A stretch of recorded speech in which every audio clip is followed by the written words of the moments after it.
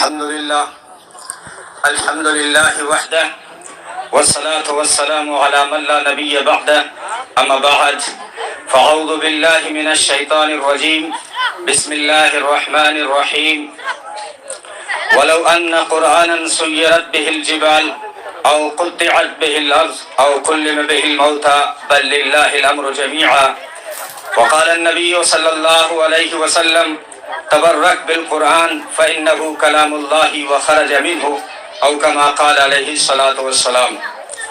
جناب صدر، قابل صد احترام علماء کرام، محترم دوستوں، بزرگوں اور عزیز بچوں، اللہ تبارک و تعالیٰ کے بے شمار انعامات اور احسانات ہیں کہ جس نے ہمیں قرآن کی نسبت سے جمع ہونے کی توفیق عطا فرمائی۔ دوستو، قرآن بہت عظیم کتاب ہے، یہ اللہ کا کلام ہے، جس کی جتنی بڑی ذات ہوتی ہے اتنی ہی اس کی بڑی بات ہوتی ہے۔ یہ قرآن اللہ کی بات ہے، اللہ کی ذات سب سے بڑی ذات ہے، تو پھر اللہ کی بات قرآن بھی سب سے بڑی بات ہے۔ جیسے خدا کی شان بلند ہے، ایسے ہی ساری کتابوں پر قرآن کی شان بلند ہے۔ قرآن ایسی عظیم کتاب ہے کہ جو اس سے نسبت جوڑتا ہے وہ بھی عزت پا جاتا ہے۔ معمولی سی لکڑی جب رحل بن کے قرآن سے نسبت پاتی ہے تو سینے سے لگایا جاتا ہے۔ معمولی سا کپڑا جب قرآن کا جزدان بنتا ہے تو پھر چوما جاتا ہے، پیشانی سے لگایا جاتا ہے۔ چھوٹی چھوٹی چیزوں نے عزت پائی، اور بڑی چیزیں، اگر بڑی چیزوں نے قرآن سے نسبت پائی تو انہوں نے بھی جو ہے عزت پا لی۔ قرآن جس مہینے میں آیا، رمضان میں آیا، قرآن رمضان میں آیا، نازل کرنے والا رب رحمان جس پہ نازل ہوا وہ نبی آخر الزمان صلی اللہ علیہ وسلم، جبریل تو بیچ میں واسطہ درمیان، لیکن جس مہینے میں آیا وہ رمضان، تو رمضان سارے مہینوں کا سردار بن گیا۔ جس رات میں قرآن آیا، شب قدر، وہ ساری راتوں کی سردار بن گئی۔ جو فرشتہ لے کر قرآن آیا وہ فرشتہ سارے فرشتوں کا سردار بن گیا، اور جس نبی پہ نازل ہوا وہ نبی سارے نبیوں کا سردار۔ جس عضو پہ نازل ہوا، دل پر، تو دل بوڈی کا سردار بن گیا۔ یہ قرآن عزتیں دلاتا ہے۔ تو میرا میسج یہ ہے کہ جو ہے ہم دینی اور دنیاوی دو تعلیم کو حاصل کریں، کہ اسلام میں تعلیم میں تقسیم نہیں ہے۔ یہ تو انگریز کا جب اخراج ہوا اور ہمارا ملک تقسیم کا شکار ہوا، ہماری بہت ساری چیزیں تقسیم ہو گئی، کئی صوبے تقسیم ہوئے، شہر تقسیم ہوئے، دیہات تقسیم ہوئے، ہماری رشتہ داریاں تقسیم ہوئی، کئی خاندان تقسیم ہوئے، کئی نادان تقسیم ہوئے، کئی ذہین و فہیم تقسیم ہوئے، تو تعلیم بھی تقسیم ہو گئی۔ ورنہ محمد عربی صلی اللہ علیہ وسلم نے جو فرق سمجھایا تھا وہ یہ تھا، علم نافع اور علم غیر نافع، نفع دینے والا علم اور نفع نہ دینے والا علم۔ نفع دینے والا علم مانگا گیا اور نفع نہ دینے والے علم سے پناہ چاہی گئی۔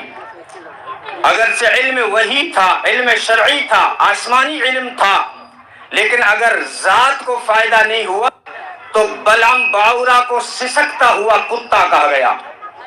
اگر علم وحی تھا، علم شرعی تھا، علم آسمانی تھا، لیکن ذات کو فائدہ نہیں ہوا تو یہودی علماء کو کہا گیا کہ یہ وہ گدھے ہیں جن کے اوپر بوجھ لادا جاتا ہے۔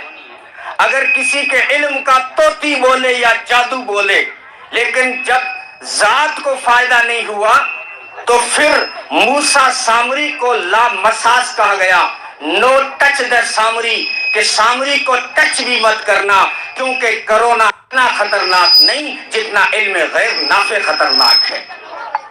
اگر عصری علوم میں سے ہو چاہے وقت کا تالیس ہو، جالینوس ہو، فیثاغورس ہو، دمقراط ہو، بقراط ہو، سقراط ہو، ارسطو ہو، افلاطون ہو، لیکن جب اپنی ذات کو نہیں پہچانا، رب کائنات کو نہیں پہچانا، تو جاہلون ہی رہے۔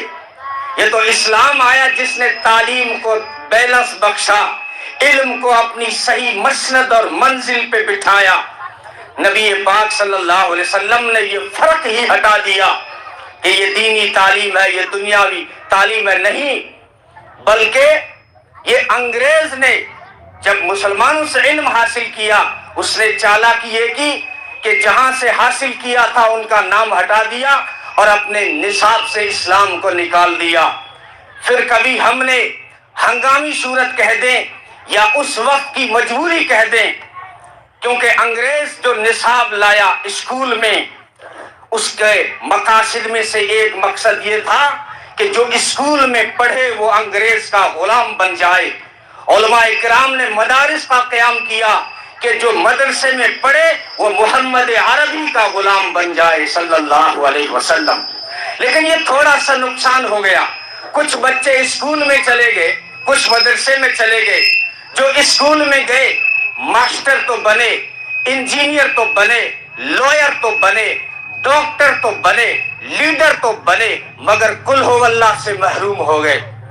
ٹھیکے کے خیال میں تو روٹی بھی گئی، چاہی تھی شے بڑی تو چھوٹی بھی گئی، وائز قوم کی نصیحت کو نہ مانا، آخر پتلون کی تاک میں لنگوٹی بھی گئی۔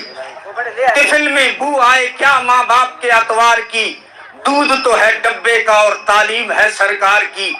کوٹ اور پتلون جب پہنا تو مسٹر بن گئے، اور جب کوئی تقریر کی جلسے میں تو لیڈر بن گئے۔ قوم کے غم میں ڈنر کھاتے ہی حکام کے ساتھ، رنج لیڈر کو بہت ہے مگر آرام کے ساتھ۔ پھر زمانے نے صدا لگائی، آواز لگائی کہ زمانہ نام ہے میرا تو میں سب کو دکھا دوں گا، جو تعلیم سے بھاگیں گے ان کا نام مٹا دوں گا، جو کرو گے تعلیم کو تقسیم تو حاشیے پہ لگا دوں گا، پڑھے لکھوں کو بھی ان پڑھ کا مزہ چکھا دوں گا۔ مزہ چکھایا اس نے، میں عالم تو بنا، فاضل تو بنا، مفتی تو بنا، لیکن جب بینک میں گیا تو فارم بھرنا نہیں آیا، جب ریلوے اسٹیشن پہ ریزرویشن کرنے گیا تو وہ ٹکٹ کے لیے ایک لڑکے کو پکڑنا پڑا، اور لڑکوں نے مجھ سے پوچھا مفتی صاحب یہ انشورس اور انٹرسٹ جائز ہے؟ تو مجھے کہنا پڑا بلی تیالہ انٹرسٹ سے ملنا کوئی انٹرسٹ کو ہے نہیں۔ یہ نقصان ہوا۔ مرشد کی یہ تعلیم تھی، یہ مسلم شوریدہ سر، لازم ہے رہرو کے لیے دنیا میں سامان سفر، بدلی زمانے کی ہوا ایسا تغیر آ گیا، تھے جو گراں قیمت کبھی اب ہمت آئے کس مخر، وہ شعلہ روشن تیرا ظلمت گریزاں جس سے تھی، گھٹ کر ہوا مثل شرر تارے سے بھی کم نور تر، شیدائی غائب نہ رہے دیوانہ موجود ہو، غالب ہے اب اقوام پر معبود حاضر کا اثر، ممکن نہیں اس باغ میں کوشش ہو بارآور تیری، فرسودہ ہے فندہ تیرا، زیرک ہے مرغ تیز تر، تعلیم ہے اس دور میں، تعلیم ہے امراض ملت کی دوا، ہے خون فاسد کے لیے تعلیم مثل نشتر۔ اس لیے میں اب زمانے کو برا کہنے سے کچھ نہیں ہوگا، اپنے حصے کا دیا خود ہی جلانا ہوگا۔ اللہ تعالیٰ عمل کی توفیق عطا فرمائے۔